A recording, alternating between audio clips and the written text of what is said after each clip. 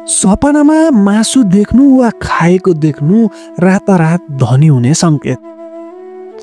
नमस्कार साथीहरू, स्वागत छ तपाईलाई हाम्रो च्यानल सपना फल र वास्तु टिप्समा, जहाँ हामी सपना, वास्तु र आध्यात्मिक संकेतहरूका गहिरा रहस्यहरू बुझ्ने प्रयास गर्छौं। आजको विषय निकै रोचक छ। के तपाईले कहिल्यै सपनामा मासु देख्नु भएको छ वा मासु खाएको देख्नु भएको छ? सुनिन्छ यस्तो सपना देख्ने मानिसलाई धनलाभ, अप्रत्याशित सफलता, यहाँसम्म कि रातारात धनी हुने संकेत पनि मिल्छ रे। तर के यो हरेक अवस्थामा शुभ नै हुन्छ त? आउनुस् आज हामी विस्तृत रूपमा बुझ्नेछौँ सपनामा मासु देख्नु वा खाएको देख्नुको रहस्य र संकेतको बारेमा। सपना शास्त्र अनुसार मासुको अर्थ हिन्दू सपना शास्त्र अनुसार मासु सपनामा धन र भौतिक सुख सुविधाको प्रतीक मानिन्छ। तर यसको अर्थ परिस्थिति अनुसार फरक हुन्छ। सपनामा मासु कस्तो देखियो, कस्तो स्वाद थियो र तपाईले खानुभयो कि नखाई हेर्नुभयो, यी सबै कुराले अर्थ फरक पर्न जान्छ।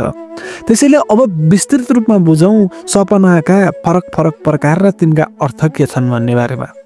सुरुमा सपनामा मासु मात्र देख्नुभयो भने, यदि तपाईले सपनामा मासु मात्र देख्नुभयो, खाएको होइन भने यो धनलाभ र कुनै राम्रो अवसर आउने संकेत हो। व्यापार, जागिर वा लगानीमा नयाँ सम्भावना खुल्नेछ, यो शुभ सपना मानिन्छ। अनि अर्को कुरा, सपनामा मासु खानु। यदि तपाईले सपनामा मासु खाएको देख्नुभयो भने यो अझ बलियो संकेत हो। धन, मान र सम्पत्ति वृद्धि हुने सम्भावना हुन्छ।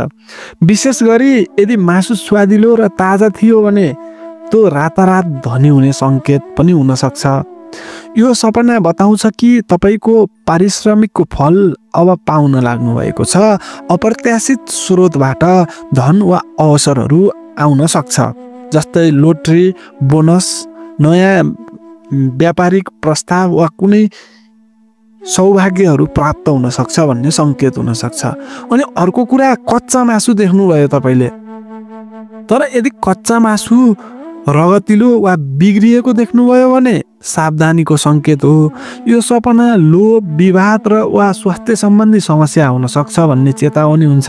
त्यसैले यस्तो बेलामा धैर्य राख्नुहोस् र निर्णयमा सावधानी अपनाउनु राम्रो हुन्छ। पकाएको मासु देख्नु वा पाक्दै गरेको देख्नु के हो त भन्दा, पकाएको मासु भने आर्थिक सफलता, पारिवारिक सुख र सम्पन्नताको प्रतीक हो।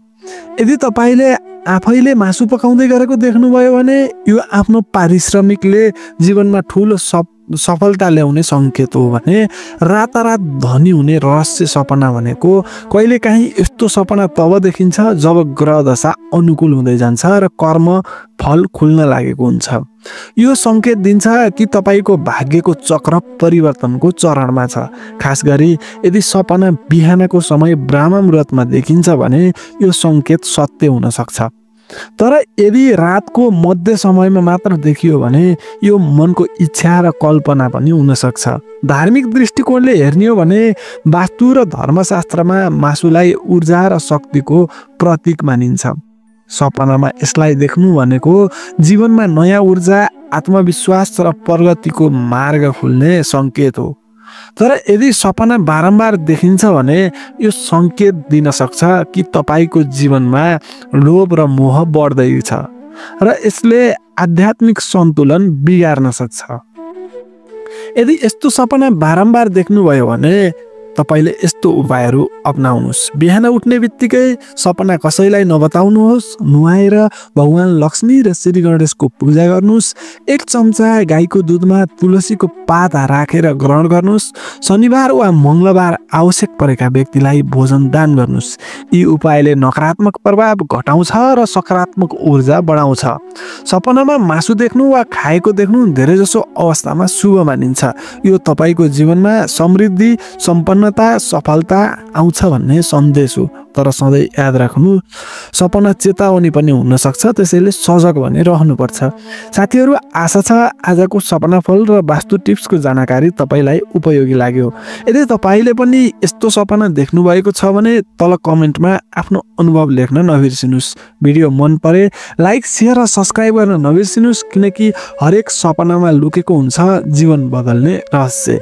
फेरि अर्को भिडियोमा भेटौँला भन्दै आजको भिडियोबाट बिदा हुन चाहन्छु। हस्त, धन्यवाद, जय श्री राम।